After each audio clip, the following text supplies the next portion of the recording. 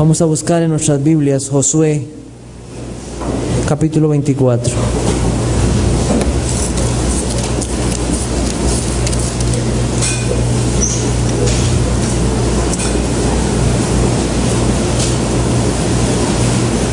Es muy posible que estamos a 2 mensajes de terminar el libro de Josué.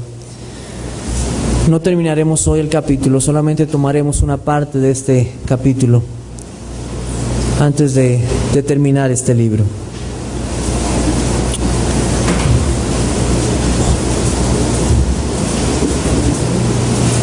Creed a Dios y témanle. Crean a Dios y témanle. Sería el mensaje para esta mañana. Nosotros hemos llegado al último capítulo del libro de Josué y Josué continúa con su despedida. Ya él ha despedido a 2 tribus y media, a la tribu de los Rubenitas, a los Gaditas y a la media tribu de Manasés, y también comenzó una despedida a el pueblo de Israel, a los líderes, a los jueces, a los príncipes. Y en la ocasión anterior habíamos visto el capítulo 23, donde él ya había comenzado esta despedida. Hoy vamos a continuar con esta despedida. Nuestro pasaje en Josué capítulo 24 comienza en un lugar llamado Siquén. Dice Josué 24:1: reunió Josué a todas las tribus de Israel en Siquén y llamó a los ancianos de Israel, sus príncipes, sus jueces y sus oficiales, y se presentaron delante de Dios. Esta era una ciudad que le pertenecía a Efraín. Era una ciudad de refugio, Siquén. Nosotros recordamos este lugar también como Sicar. Es otro nombre para esta ciudad. Mucho tiempo después, Dios traería misericordia a este lugar, especialmente en una mujer samaritana, a la cual el Señor Jesucristo llevaría su mensaje. Las palabras con las que inicia Josué son las palabras de un profeta. Versículo 2: y dijo Josué a todo el pueblo: así dice Jehová, Dios de Israel. Sus palabras nos recuerdan que nosotros nunca debemos hablar a los hombres como si nosotros estuviéramos hablando como nosotros mismos, sino que nosotros estamos hablando de parte de Dios. Así dice Dios, no es algo que sacamos de un sueño, como muchos hoy creen. Mi vida, lo que pasa en mi vida, se me revela en sueños. No es así. Dios ha dejado establecido su testimonio. Y Dios ha dejado establecido quiénes son sus testigos en su palabra. Nosotros no somos nuestros propios testigos. Dios ha dejado. Y ha levantado profetas. Y ha levantado apóstoles. Para que su palabra y su mensaje esté aquí hoy con nosotros. Dios se ha revelado a sí mismo. La autoridad de la Biblia no soy yo. Y no es cualquiera de los mejores hombres que ha habido en la historia. La autoridad de la Biblia es ella misma, es Dios hablando. Esa es la autoridad. No son los arqueólogos, no son los científicos. La palabra de Dios es la palabra de Dios porque Dios está revelando en ella, como estamos viendo durante las mañanas. Y nosotros debemos de temer al pensar que nosotros pudiéramos traer algún nuevo pensamiento o doctrina que no está en la Biblia. Y hay una advertencia en la Biblia para todo aquel que intente quitar o agregar algo de lo que ya está aquí escrito. Apocalipsis 22:18, no es necesario que lo busquen. Si quieren pueden hacerlo. Dice: yo testifico a todo aquel que oye las palabras de la profecía de este libro. Si alguno añadiere a estas cosas, Dios traerá sobre él las plagas que están escritas en este libro. Y si alguno quitare de las palabras del libro de esta profecía, Dios quitará su parte del libro de la vida y de la santa ciudad y de las cosas que están escritas en este libro. Este libro terminó en Apocalipsis. Ahí quedó cerrado. No hay más revelación. Esto es lo que Dios ha dejado. para que los hombres sepan quién es Él y qué demanda Dios de los hombres. Aquí está, no hay más. Es la voz de Dios a la conciencia de los hombres. Es Dios mismo usando su mensaje. Este libro que hoy tenemos por misericordia para conocer quién es Él. Pablo decía lo siguiente en 2 Corintios 2:17: pues no somos como muchos que medran falsificando la palabra de Dios, sino que con sinceridad, como de parte de Dios y delante de Dios, hablamos en Cristo. Así está comenzando Josué. Así dice el Señor. Y esas palabras deben de tocar nuestras conciencias.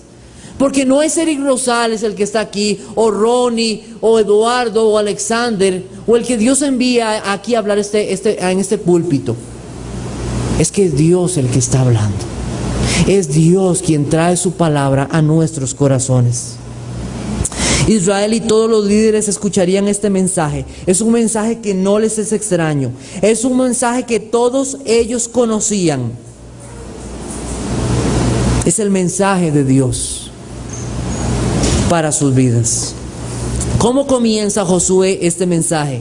Vamos a ver Josué entonces, capítulo 24, versículo 2. Dice: y dijo Josué a todo el pueblo: así dice Jehová, Dios de Israel: vuestros padres habitaron antiguamente al otro lado del río, esto es, Taré, padre de Abraham y de Nacor, y servían a dioses extraños. Y yo tomé a vuestro padre Abraham del otro lado del río, y lo traje por toda la tierra de Canaán, y aumenté su descendencia, y le di a Isaac. Vamos a dejar la lectura hasta ahí. Si usted tuvo la bendición de estar el domingo pasado aquí en la noche, escuchamos al hermano Ronnie, pastor Ronnie, hablar acerca de Abraham y decir lo siguiente: que la historia de Abraham no comenzó en Génesis 12. La historia de Abraham comenzó aquí en Josué capítulo 24. Yo le animo a usted a que escuche la palabra de Dios, porque escuchar la palabra de Dios es una bendición. Si tiene la oportunidad, puede ir al sitio web y escucharla. Abraham no comenzó siendo un hombre de fe. Abraham, como todos los hombres, era un idólatra. Un hombre que se arrodillaba ante dioses y los adoraba y los servía. Y nosotros debemos saber que la idolatría no es solamente adorar, hincarse y postrarse ante algo creado. Si nosotros buscamos un momento Deuteronomio capítulo 4,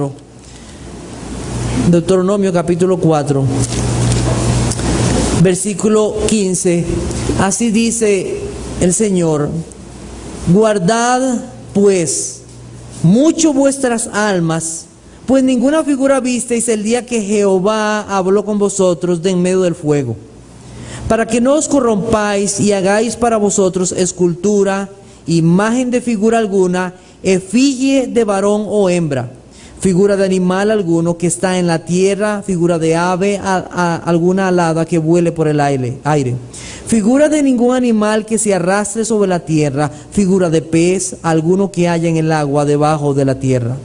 No sea que alces tus ojos y viendo el sol y la luna y las estrellas y todo el ejército del cielo, seas impulsado y te inclines a ellos y les sirvas, porque Jehová tu Dios los ha concedido a todos los pueblos debajo de todos los cielos. Versículo 23. Guardaos, no os olvidéis del pacto de Jehová vuestro Dios, que Él estableció con vosotros. No os hagáis escultura o imagen de ninguna cosa que Jehová tu Dios te ha prohibido. ¿Por qué?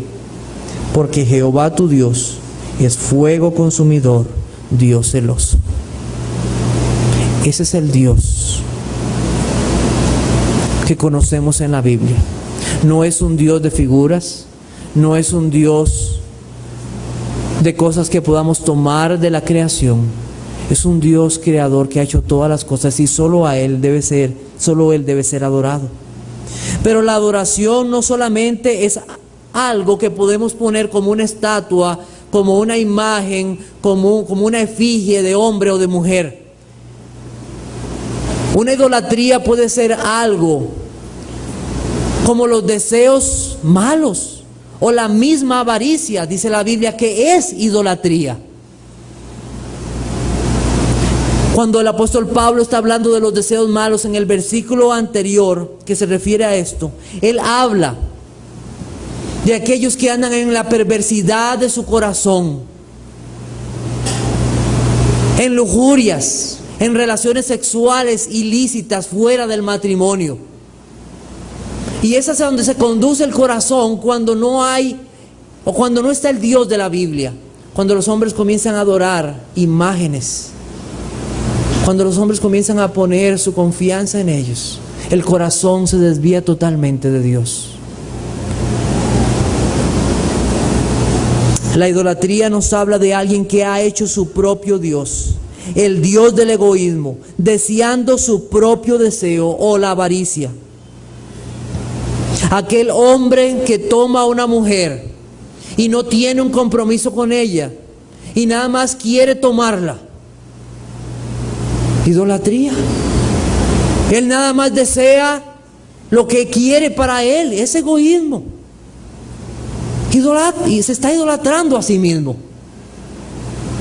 O aquel que codicia la mujer de otro, el esposo de otro, la casa de otro.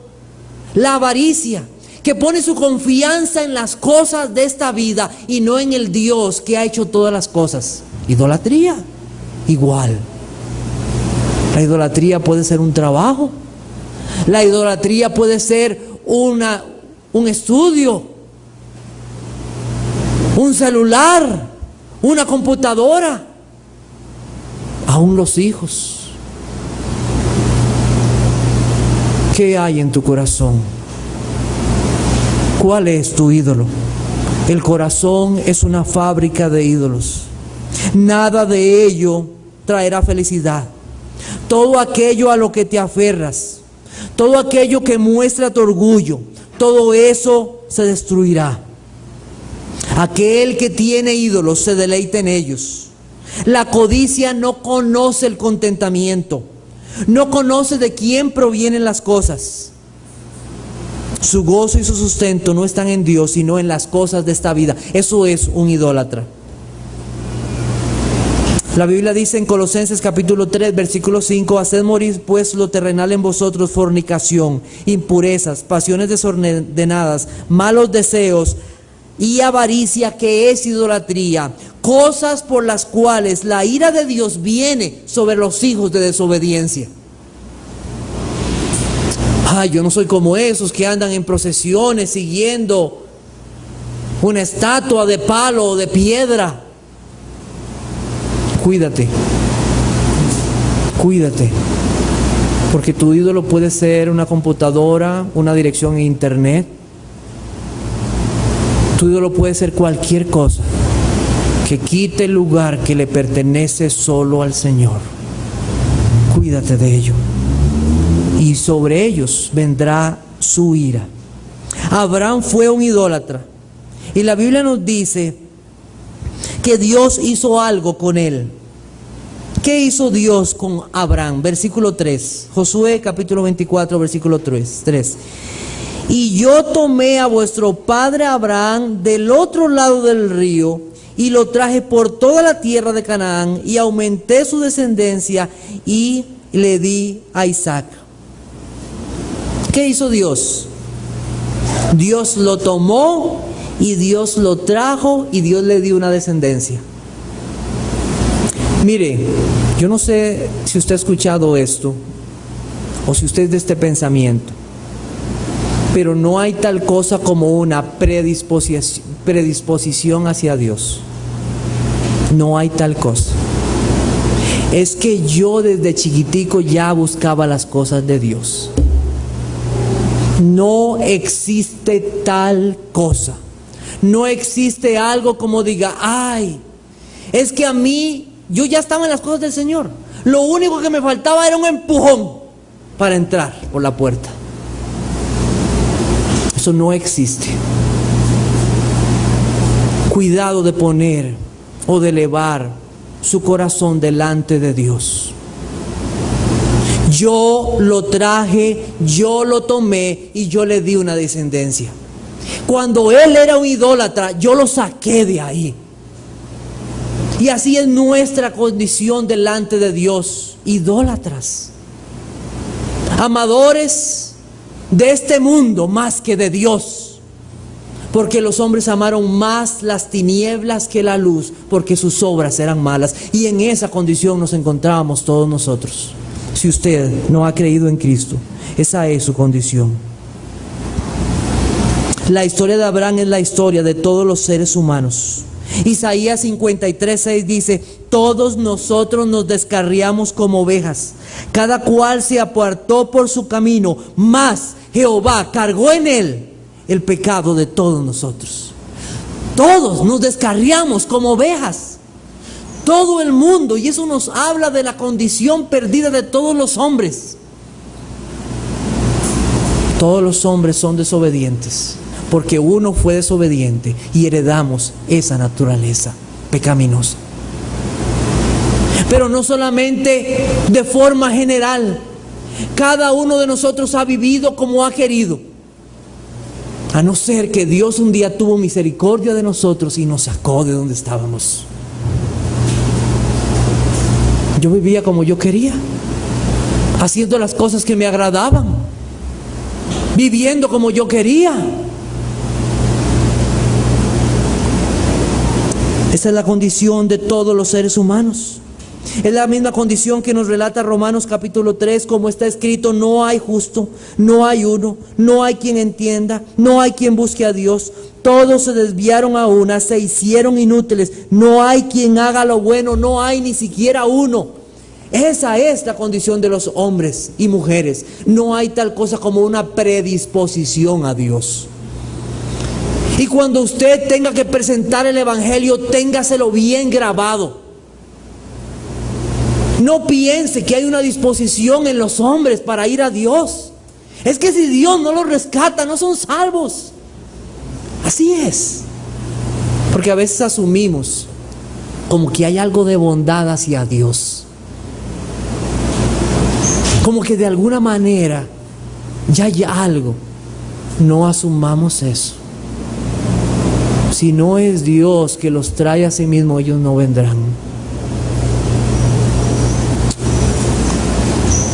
Al igual que Abraham, toda persona, incluidos los niños, necesitan ser tomados por Dios y necesitan ser atraídos por Dios, porque solamente Dios puede abrir los ojos del entendimiento para que dejen sus pecados y sirvan a Dios. Jesucristo dijo en Juan 12:32: y yo, si fuere levantado de la tierra, a todos atraeré a mí mismo. Es Dios, Jesucristo, quien atrae a los hombres. Cada hombre o mujer necesita saber que ha sido destituido de la gloria de Dios. Cada hombre o mujer necesita saber que ya es condenado, ya es condenado. Necesita saber que lo único que merece es el infierno. Y Abraham merecía el infierno. Abraham no merecía ser llamado amigo de Dios. Fue Dios, en que su misericordia, que lo trajo y lo tomó para él. Solo es Dios quien puede cambiar las conciencias, quien puede cambiar las voluntades y dar una disposición para seguirlo a él. Solamente Dios puede hacer eso. Y no te canses de orar para que Dios cambie los corazones de las personas, porque es Dios el único que lo puede hacer. Dios puede cambiar las voluntades.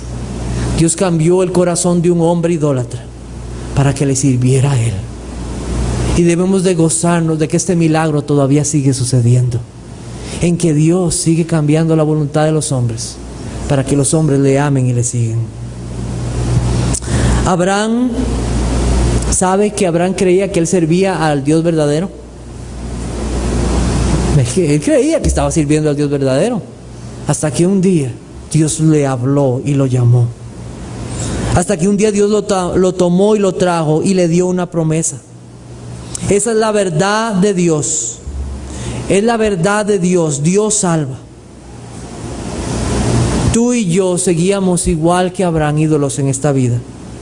Pero un día Dios tuvo misericordia de mí y me dio un nuevo corazón para que yo creyera sus palabras, y esas palabras penetraron en mi corazón y yo le creí a Dios. Eso solo lo puede hacer Dios. Una de las primeras cosas que Dios hace cuando Él salva a una persona es que Él crea que este libro es la palabra de Dios. Abraham le creyó a Dios y le fue contado por justicia. ¿Quieres saber que una persona es de Dios? Cree que este libro verdaderamente es la palabra de Dios para su vida. Es la verdad de Dios y no tiene dudas acerca de ello. Así fue Abraham. Él le creyó a Dios y Dios le dio una descendencia. Vamos a ver el versículo 3 al final. Dice: y aumenté su descendencia y le di hijos e hijas. Y ustedes pueden ver la contradicción de estas dos palabras. Y le aumenté la descendencia y le di a Isaac. Qué increíble es el poder de Dios y lo que Él hace. ¿Sabe una cosa? Le dio un solo hijo, para que la excelencia del poder sea de Dios, el Dios de la promesa. Abraham fue llamado por Dios para ser uno más de aquellos que recibirían la bendición de ser pueblo de Dios, de aquellos que confiarían en un único y Salvador y Señor, y su nombre es Jesucristo. De esa descendencia vendría el Salvador. Hoy debemos de saber que si existe un pueblo de Dios, que si hoy existen hijos de Abraham por la fe, no es por una nacionalidad o por una raza. Si hoy existe un pueblo de Dios, no es uno que está allá en el lejano oriente. Si hay un pueblo de Dios espiritual, es por la gracia y la buena voluntad de Dios, nada más. Por eso es. Es como porque así un día Dios tomó a Abraham, cuando él servía a la idolatría y a dioses extraños. Así también un día Dios me sacó a mí y a usted para que le sirvamos. Por eso existe un pueblo, nada más, por su voluntad. Josué continúa la historia de la salvación. Ahora vamos a continuar, dice el versículo 4: y a Isaac di Jacob y a Esaú, y a Esaú di el monte de Seir para que lo poseyese, pero Jacob y sus hijos descendieron a Egipto. Jacob y Esaú eran dos hermanos, eran hijos de Isaac. Dios continúa siendo fiel a su promesa en el reloj de Dios. Dios no tiene prisa, Él lo hace todo a su tiempo. La Biblia nos dice en Romanos capítulo 9, versículo 13: a Jacob amé, mas a Esaú aborrecí. La Biblia nos dice que Esaú fue un hombre profano. Él tomó las cosas de Dios como fueran algo común y él vendió su primogenitura. Su hermano Jacob, un engañador, y después fue engañado por sus amigos y por sus propios hijos.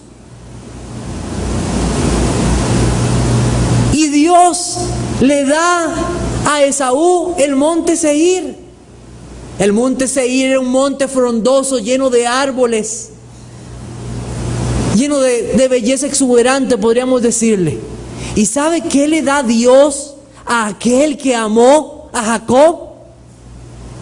Egipto, donde ellos por 400 años serían esclavos, donde construirían edificios o ciudades para los egipcios, donde sus hijos serían matados.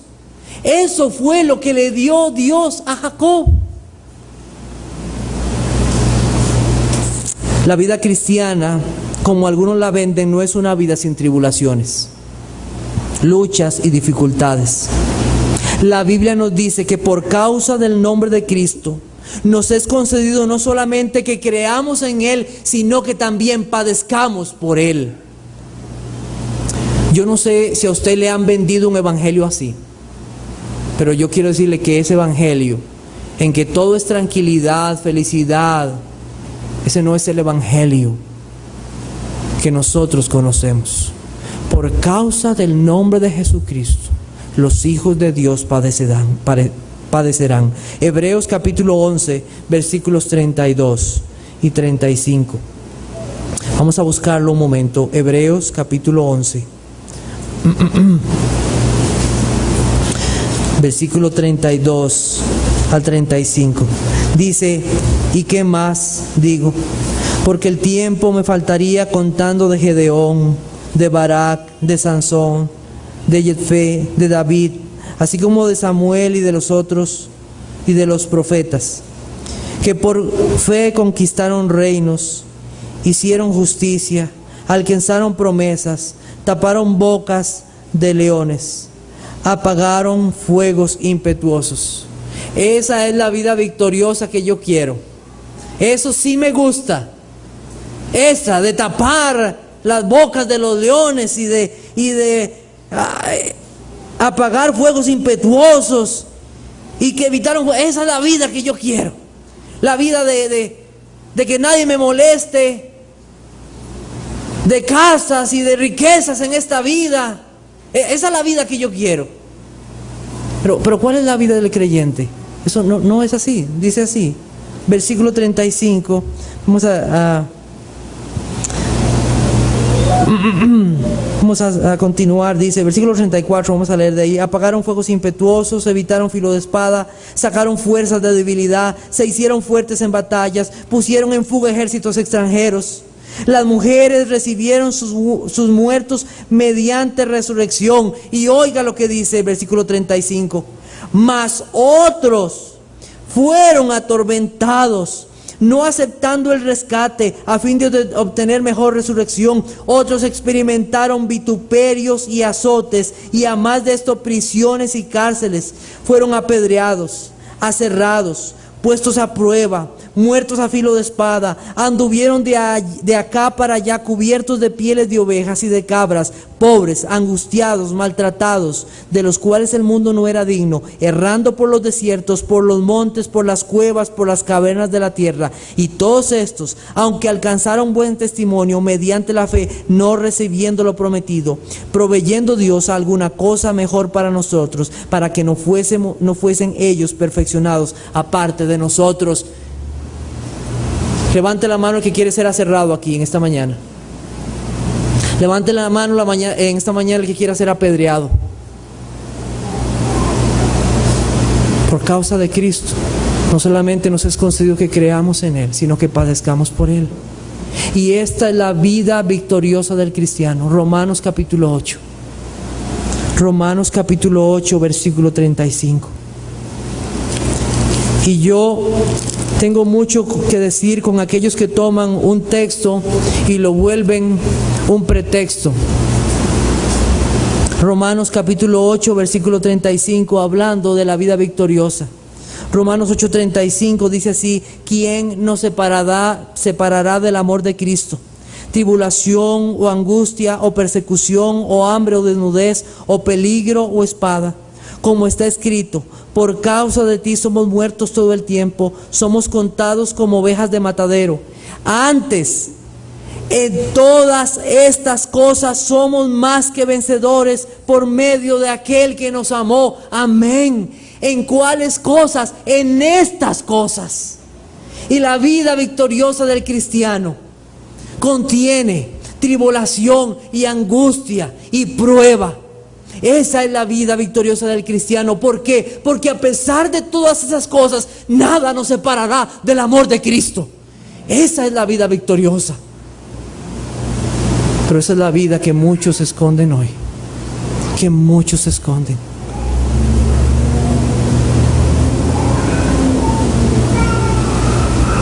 Con Cristo no importa lo que venga. No importa. Si Cristo es mi Salvador, no importa. Yo sé que nada me separará del amor de Él. Estas pruebas son necesarias para mostrar el amor eterno de Cristo por los suyos. Estas son cosas que son parte de la salvación que Dios da. Vamos a buscar el Salmo 78 un momento. Salmo 78. Josué continúa hablando. Y ahora Josué lleva al pueblo de Israel para que recuerde lo que él hizo en Egipto.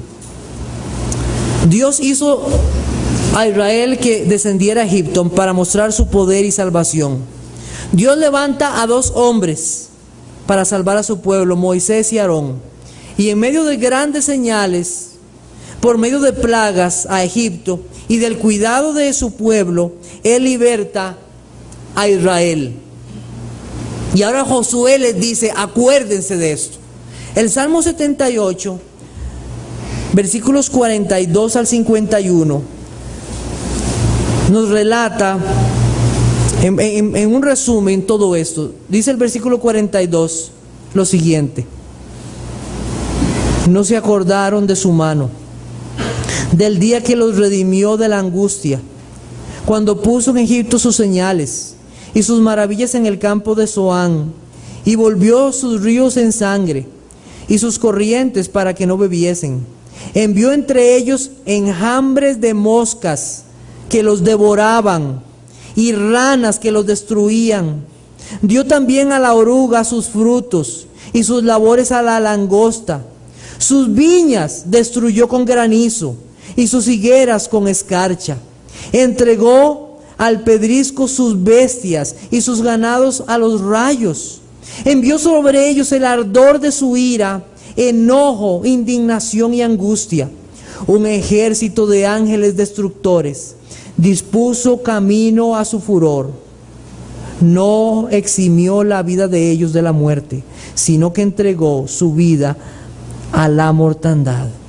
Hizo morir a todo primogénito en Egipto, las primicias de su fuerza en las tiendas de Can. Ahora Josué en capítulo 24 les hace recordar esto. Miren, no se olviden de quién los ha salvado a ustedes. No se olviden. Josué recalca este hecho. Vamos a Josué capítulo 24. Dice, versículo 6: saqué a vuestros padres de Egipto, y cuando llegaron al mar, los egipcios siguieron a vuestros padres hasta el mar Rojo con carros y caballería. Y cuando ellos clamaron a Jehová, Él puso oscuridad entre vosotros y los egipcios, e hizo venir sobre ellos el mar, el cual os cubrió, y vuestros ojos vieron lo que hice en Egipto. Después estuvisteis muchos días en el desierto. Todo lo hizo Dios, y ellos no se acordaron quién los salvó.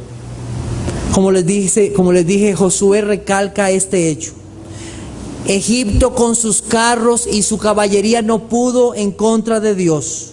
No pudieron hacer absolutamente nada. En este pasaje nos dice que Dios llevó directamente al pueblo de Israel al Mar Rojo. ¿Por qué Dios no los llevó por otro camino? ¿Por qué Dios no desvió a este ejército de Egipto por otro lado para que no los persiguieran? Y si usted puede leer Éxodo capítulo 14, se va a dar cuenta que Dios lleva directamente al pueblo de Israel a orillas del Mar Rojo. Ahí los pone. Y que Dios pone una columna, una nube, para que el ejército de Faraón no pueda tocar a Israel. Dios hace todas estas cosas cuando el pueblo está angustiado. Dios habla a su siervo: esperen la salvación que Dios va a traer. Moisés levanta su vara y Dios con su eterno poder abre el Mar Rojo. 2 paredes de agua a los lados. La tierra seca totalmente para que el pueblo pueda pasar. Y pasan una cantidad enorme de personas a través del Mar Rojo. Ese es el Dios poderoso del cual Josué les está hablando. Acuérdense este Dios, acuérdense cómo Él los redimió. En medio de gran poder, Dios salva a su pueblo, quien separa las aguas con su poder. Es el Dios poderoso. Es el Dios que calma la tempestad. Es el Dios que en medio de una barca, con su palabra, el mar, las olas y el viento enmudecen, porque es el Dios todopoderoso. Los israelitas son testigos de esto. Pronto Dios destruiría a este Egipto. Ese mar se vuelve y cae sobre todo Egipto, y Dios muestra su poder salvándolos. Este es el poder de Dios. ¿Qué hizo Israel? Cruzar nada más. ¿Por qué? Segunda de Corintios capítulo 4 versículo 7. Segunda de Corintios capítulo 4 versículo 7. ¿Por qué? ¿Por qué Dios salva de esa manera? ¿Por qué Dios hace todo? ¿Por qué Dios cambia el corazón? ¿Por qué Dios abre los ojos del entendimiento? ¿Por qué Él nos arrastra y nos trae y nos lleva hasta donde nos llevó? ¿Por qué? Segunda de Corintios 4:7, pero tenemos este tesoro en vasos de barro, para que la excelencia del poder sea de Dios y no de nosotros. Para eso, acuérdate, Israel, que Dios lo ha hecho todo, para que su nombre sea alabado. Él lo sacó con mano poderosa, abriendo el mar, salvándolo de sus enemigos, para que el pueblo diga lo siguiente: mi socorro viene de Jehová, que Él hizo los cielos y la tierra. Para eso. Y si tú en esta mañana eres un hijo de Dios y eres parte del pueblo de Dios, conmigo puedes alabar su nombre y decir: de Él viene la salvación, Él lo hizo todo. Aún la vida fuera del desierto. Josué 24, versículo 7, al final dice: después estuviste muchos días en el desierto. ¿Cuántos días? 40 años. Pereció toda una generación. No les faltó agua, no les faltó comida. El pie no se les hinchó. Hermanas, con sus tacones sus pies se les hinchan. 40 años en el desierto caliente, no se les hinchó. Sus calzados se mantuvieron. La providencia de Dios maravillosa. Aún yo puedo pensar, ¿sabe qué meditaba yo en estos días? Se levantó una generación, un ejército para que pudiera pelear. Hombres fuertes, hombres maduros. Niños crecieron en ese desierto durante 40 años y Dios los cuidó para que fueran un ejército. Todo eso es provisión de Dios y poder de Dios. Versículo 8, Josué 24:8. Yo los introduje en la tierra de los amorreos, que habitan al otro lado del Jordán, los cuales pelearon contra vosotros, mas yo los entregué en vuestras manos, y poseíste su tierra, y los destruí delante de vosotros. Yo, y una vez más se repite en estos versículos que Dios lo ha hecho todo. Salmo 44, vamos un momento allá. Salmo 44, versículos del 1 al 8. Oh Dios, con nuestros oídos hemos oído, nuestros padres nos han contado la obra que hiciste en sus días, en los tiempos antiguos. Salmo 44, versículo 2. Tú, con tu mano echaste las naciones y los plantaste a ellos. Afligiste a los pueblos y los arrojaste, porque no se apoderaron de la tierra por su espada, ni su brazo los libró, sino tu diestra y tu brazo y la luz de tu rostro, porque te complaciste en ellos. Tú, oh Dios, eres mi Rey. Mandaste salvación a Jacob. Por medio de ti sacudiremos a nuestros enemigos. En tu nombre hollaremos a nuestros adversarios. Porque no confiaré en mi arco, ni mi espada me salvará. Porque tú nos has guardado de nuestros enemigos y has avergonzado a los que nos aborrecían. Versículo 8. En Dios nos gloriaremos todo el tiempo y para siempre alabaremos su nombre. Yo no me confiaré en espada, no me confiaré en mis obras, no me confiaré en lo que yo pueda hacer, en mis habilidades, en mi inteligencia, en lo que yo pueda hacer. Es Dios quien lo hace todo, es Dios quien lo hace todo. Josué sigue haciendo a referencia a lo que Dios sigue haciendo, es la historia de la redención. Josué capítulo 24. Versículo 9, dice que se levantó Balac, hijo de Zippor, rey de los moabitas, y peleó contra Israel, y envió a llamar a Balaam, hijo de Beor, para que os maldijese. Mas yo no quise escuchar a Balaam, por lo cual os bendijo repetidamente, y os libré de sus manos. Usted puede ir a ver toda la historia en Números 22, pero yo quiero contarle algo rápidamente. Había un hombre, un rey de los moabitas, su nombre Balac, y este hombre quería que Israel fuera maldecido. Este hombre Balaam fue llamado por dinero para que dijera el abracadabra y todo Israel quedara vencido. Balaam se está preparando para hacer eso. Cuando Dios le dice, tú no vas a hacer eso, tú vas a hablar lo que yo te diga. Balaam se monta en un asna y comienza su camino para ir a maldecir a Israel. Dios, conociendo lo que había en su corazón, manda un ángel con una espada desenvainada y se para delante de la asna, de la burra. En 3 ocasiones lo hace.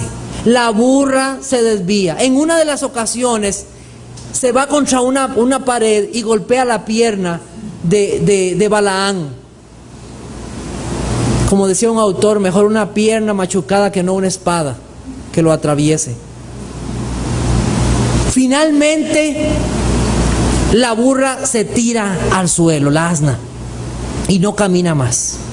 Balaam agarra a la asna a palo y le da palo. Él quería matar a ese animal. Y sucede algo increíble. No fue un perico que habló. Un asna habló. No rebuznó. ¿Y sabe qué me parece todavía más increíble? Que Balaam no salga corriendo. Balaam habla con la asna. Imagínate que tu perro te hable. ¿Te asustarías?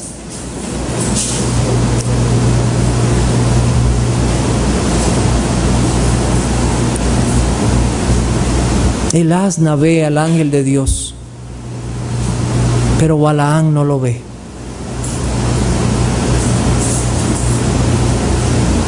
La asna se apartó del camino, pero Balaam no. Como dice un autor, el asno realmente era Balaam, quien no obedecía a la voz de Dios. Hermanos, y aunque nos dé risa, esto no está lejos de lo que ha sido nuestra condición. Que escuchando la voz de Dios no nos apartamos del camino para seguirlo a Él. El asna me ha visto y se ha apartado luego de delante de mí estas 3 veces. Y si de mí no se hubiera apartado, yo también ahora te mataría a ti y a ella dejaría viva. Entonces Balaam dijo al ángel de Jehová: he pecado porque no sabía que tú ponías delante de mí en el camino. Mas ahora, si te parece mal, yo me volveré. Balaam sigue su camino. Y él en 3 ocasiones bendice a Israel el pueblo de Dios. Y en Números capítulo 24, podemos buscar un momento Números 24, versículo 17. Solamente voy a leer esto, porque Balaam es usado para hablar del Señor Jesucristo. Dice, versículo 17, lo veré, mas no ahora, lo miraré, mas no de cerca. Saldrá estrella de Jacob, y se levantará cetro de Israel, y herirá las sienes de Moab, y destruirá a todos los hijos de Sed. ¿De quién está hablando? Del Señor Jesucristo, de aquel que un día se levantaría y destruiría a sus enemigos. ¿Cómo terminó Balaam? Si usted quiere leerlo, está en Jueces 13:22. Ahí terminó la vida de ese adivino. Finalmente Josué, en los versos del 11 al 13, en Josué capítulo 24, él vuelve a recordar cómo Dios los mete a la tierra, destruye al amorreo, derriba ciudades, manda a ejércitos a ser destruidos, confiando en el poder de Dios. Ese es el Dios de Israel.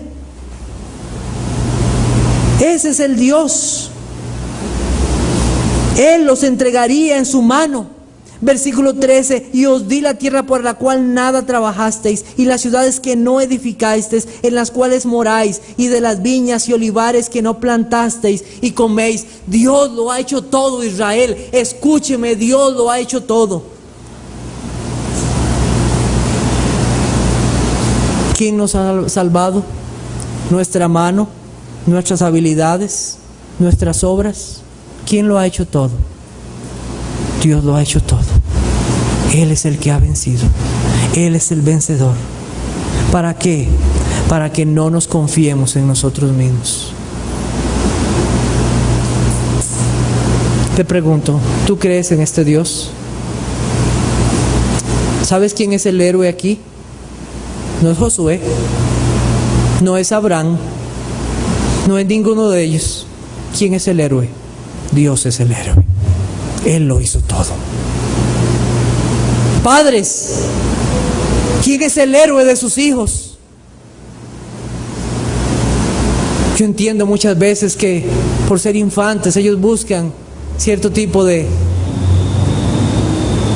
fábulas y juguetes.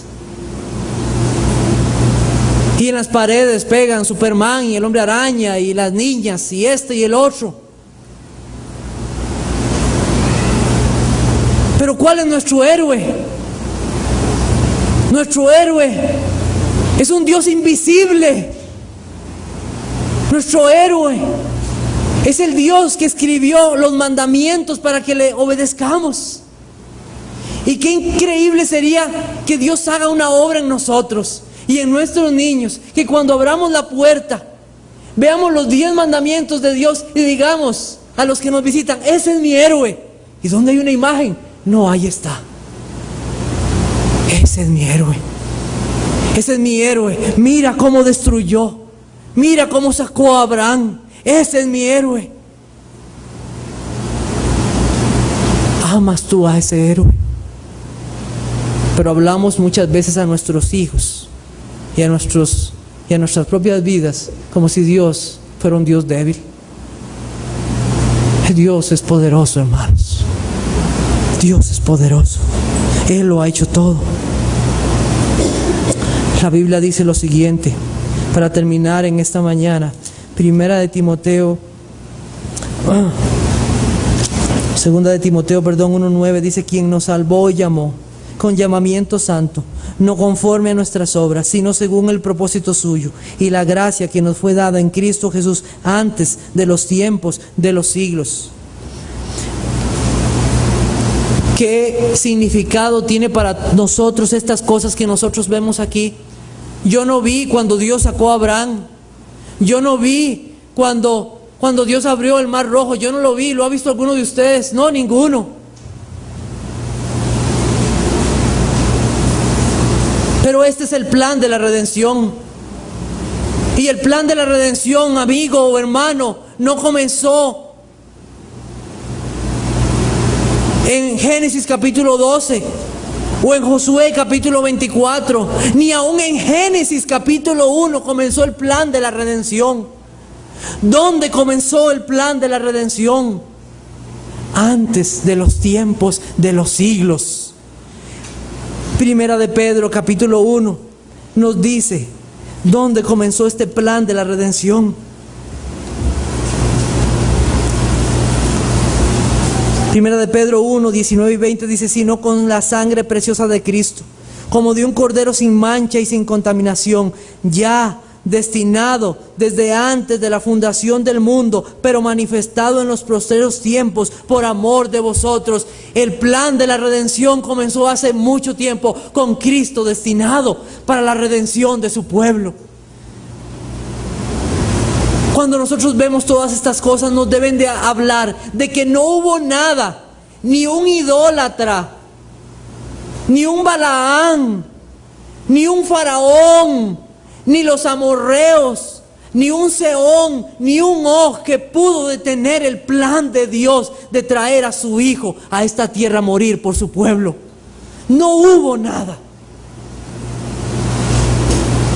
¿Qué debes hacer tú? ¿Debes obedecer sus mandamientos y debes de amar a tu prójimo? Pues no. ¿Cómo no? Lo que debes de hacer es creerle a Dios. Es creerle a Dios. Creerle que Él es poderoso para salvarte. Creerle que Él es poderoso para perdonar y dar vida eterna.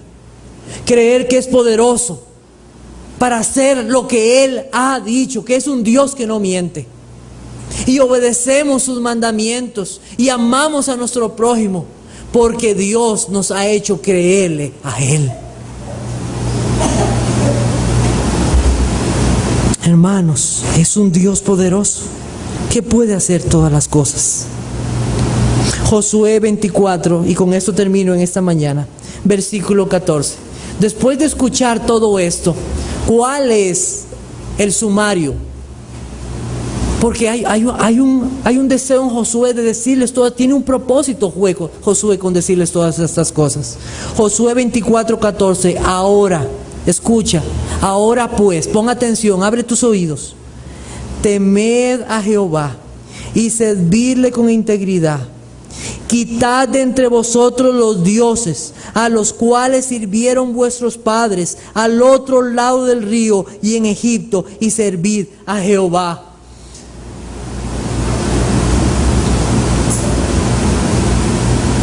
Abraham, sí, idólatra, sí, el Señor lo tomó. Yo no puedo creer cómo después de ver lo que ellos han visto, Josué les dice a ellos en este versículo: quitad de entre vosotros los dioses. Todavía ese pueblo, viendo todo eso, todavía habían dioses en medio de ellos, idólatras, viendo cómo Dios los salvó, viendo cómo Dios es un Dios que todo lo hizo para la salvación de su pueblo. Aún ahí había idolatría. Teman al Señor, pero el fundamento de Dios está firme. Teniendo este sello, conoce el Señor a los que son suyos, y apártese de iniquidad todo aquel que invoca el nombre de Cristo. Sabes, Dios es un Dios santo, un Dios 3 veces santo.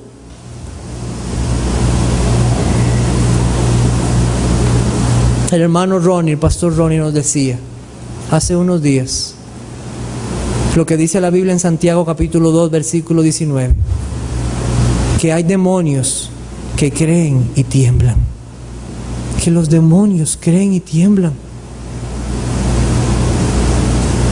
pero ellos no sirven ni adoran a Dios ni confían en Él.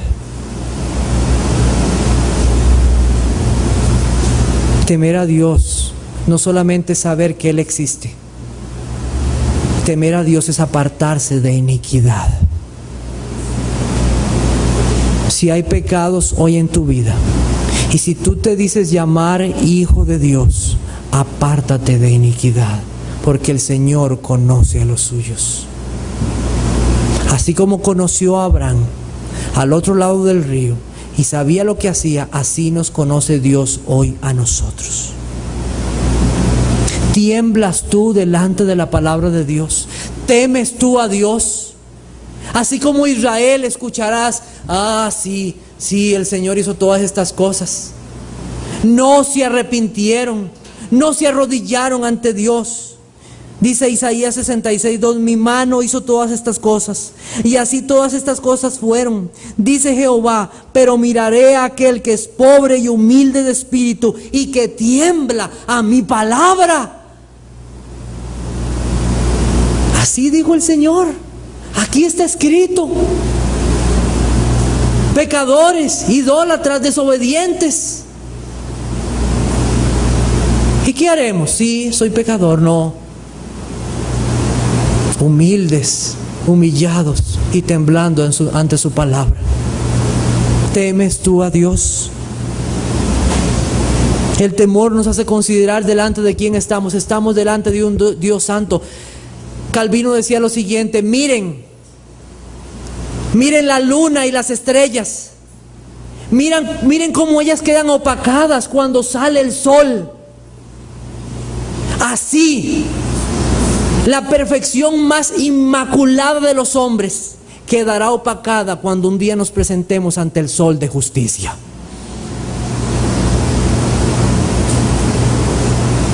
Lo más bueno que tú puedas hacer delante del Dios Santo será como nada. ¿Temes tú a Dios? Estamos delante de un Dios Santo. Teme a aquel que puede enviar tu alma al infierno. Teme a aquel que puede hacer que perezcas eternamente. Teme a aquel que puede hacer que sus enemigos sufran por la eternidad. No seas como los egipcios, no seas como Balaán, que vieron las proezas de Dios y endurecieron para no obedecer. Dijo el Señor, pero os enseñaré a quién debéis temer. Temed a aquel que después de haber quitado la vida, tiene poder para echar en el infierno. Sí, os digo, a este temed. Apocalipsis 14:7, diciendo a gran voz, temed a Dios y dale gloria, porque la hora de su juicio ha llegado, y adorad a aquel que hizo el cielo, la tierra y el mar y las fuentes de las aguas. Teme al Señor. Conmigo busquen Primera de Pedro, capítulo 1, versículo 13, y así terminaremos en esta mañana leyendo este pasaje. Primera de Pedro, capítulo 1.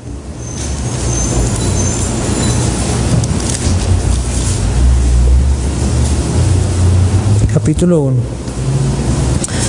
Por tanto, ceñid los lomos de vuestro entendimiento. Sed sobrios y esperad por completo en la gracia que se os traerá cuando Jesucristo sea manifestado. Como hijos obedientes, no os conforméis a los deseos que antes teníais estando en vuestra ignorancia, sino como aquel que os llamó es santo, sed también vosotros santos en toda vuestra manera de vivir. Porque escrito está, sed santos porque yo soy santo. Y si invocáis por Padre a aquel que sin acepción de personas juzga según la obra de cada uno, conducíos en temor todo el tiempo de vuestra peregrinación, sabiendo que fuisteis rescatados de vuestra vana manera de vivir, la cual recibisteis de vuestros padres, no con cosas corruptibles como oro o plata, sino con la sangre preciosa de Cristo, como de un cordero sin mancha y sin contaminación, ya destinado desde antes de la fundación del mundo, pero manifestado en los postreros tiempos por amor de vosotros. Y mediante el cual creéis en Dios, quien le resucitó de los muertos y le ha dado gloria, para que vuestra fe y esperanza sean en Dios. Oremos.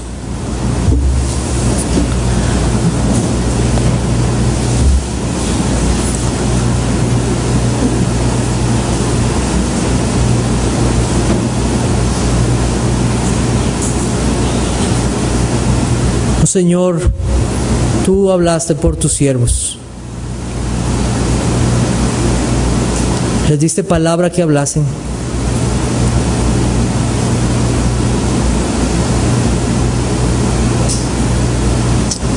Y nos han recordado, Señor, que todo es tuyo, que tú has hecho todas las cosas, que tú eres el que convence, el que trae, el que vence, el que gana, aquel que lleva a su pueblo a una vida eterna, que tuyo es el poder, ahora y por siempre, que la salvación te pertenece a ti y solo a ti, que tú eres el que convence los corazones, que amonesta las conciencias, que liberta a los hombres de pecados, de esclavitud, de vicios,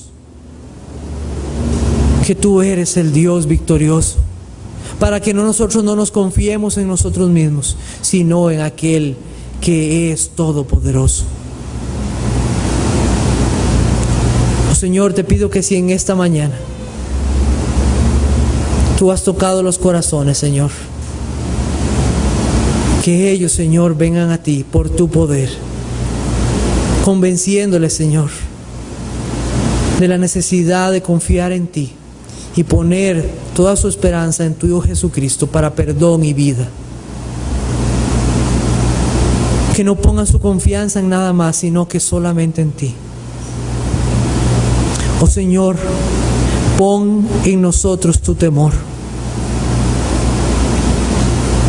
Que no seamos como aquellos que oyen nada más tu palabra, que reconocen que existe un Dios y que hasta a veces pueden temblar delante de ti, pero no te adoran, no te sirven, no se humillan y no se apartan de sus pecados. Oh Señor eterno, habla nuestras conciencias por tu palabra y que vivamos vidas para gloria y honra de tu nombre. Te lo pedimos, Señor, en Jesucristo tu Hijo. Amén.